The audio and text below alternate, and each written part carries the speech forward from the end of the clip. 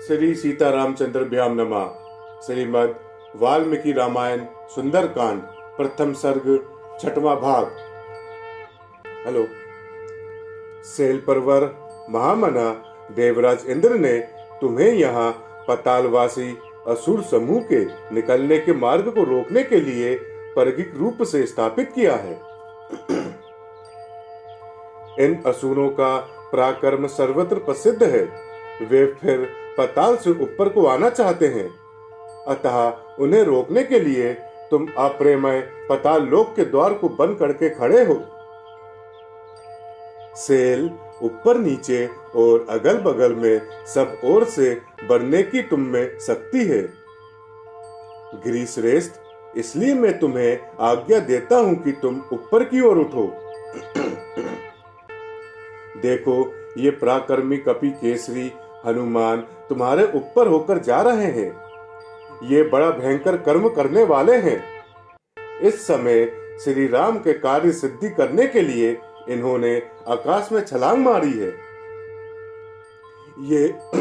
ये इक्ष्वाकु वंशी राम के सेवक हैं, अतः मुझे इनकी सहायता करनी चाहिए।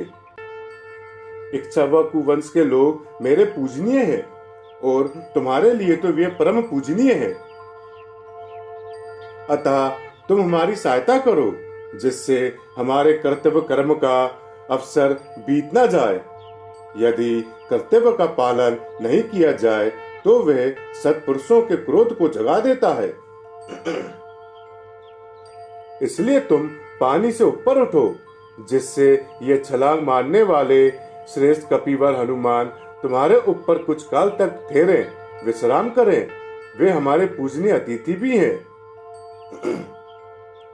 देवताओं और गंधर्वों द्वारा सेवित तथा स्वर्णमय विशाल शिखर वाले मेनाक तुम्हारे ऊपर विश्राम करने के पश्चात हनुमान जी शेष मार्ग को सुखपूर्वक तय कर लेंगे।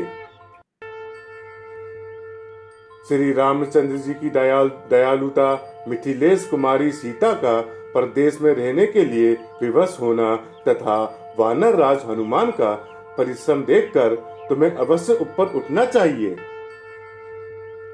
यह सुनकर बड़े बड़े वृक्षों और लताओं से आवृत स्वर्णमय मेनाक पर्वत तुरंत ही चार समुद्र जल से ऊपर को उठ गया। जैसे उद्दीप्त किरणों वाले दिवाकर मेघों के आवर्णों को भेद कर उदित होते हैं, उसी प्रकार उस समय महासागर के जल का भेदन करके वह पर्वत बहुत ऊंचा उठ गया।